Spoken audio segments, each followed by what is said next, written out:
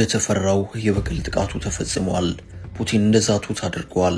የበቀል ጥቃቱ ከዩክሬን ጥቃት 10 እጥፍ የበለጠ ሆኗል። ከዩክሬን ሰማይ ስር የእሳት ዶፍ ሰንቧል። ከአፋቸው ቶን እሳት የሚተፉ የራሻ ሚሳኤሎች ኪየቭን ዶግ አመድ አድርጓታል። ኪየቭ ከጥቃቱ በኋላ እንደ ሰዶምና ጎሞራ ወደ አመድነት ተቀይራለችም። የሩሲያ ጦር ለኪየቭ የሽብር ጥቃቶች በዩክሬን ወታደራዊ መሰረተ ልማቶች ላይ በትላንትናው ዕለት ከፍተኛ ድብደባ ፈጽመዋል።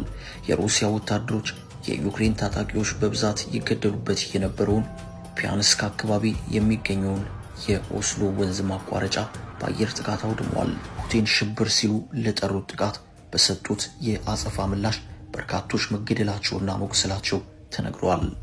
በትላንቱ የበቀል ጥቃት ራሽያ የተጠቀመችው አህጉር አቋራጩን ኦሬንሺክ ሚሳኤል ነው። ሞስኮ ከዚህ ጦርነት ይህንን ሚሳኤል ስትጠቀም ለሁለተኛ ጊዜ ነው። ከዚህ ቀደም ዩክሬን ላይ በዚህ ሚሳኤል በፈጸመችው ጥቃት ከዩክሬን ባለፈ እንደ ጀርመንና እንግሊዝ ያሉ ሀገራት ጭምር ሰክተው ነበር። አሁን ደግሞ ለዚህ የበቀል ጥቃት የሚሳኤል ተመራጭ ሆኗል። ሚሳኤሉ በርካታ የአውሮፓ ሀገራትን በደቂቃ ውስጥ መምታት የሚችል ነው። ሚሳኤሉ ከሩሲያ ጀርመን ለመድረስ 14 ደቂቃ ብቻ ይበቃዋል።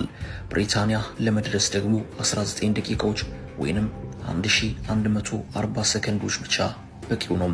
ከዚህ በተጨማሪም በ40 ደቂቃዎች ውስጥ በአሜሪካ ያሉ ኢላማዎችን መምታት እንደሚችል ወታደራዊ ባለሙያዎች ይገልጻሉ።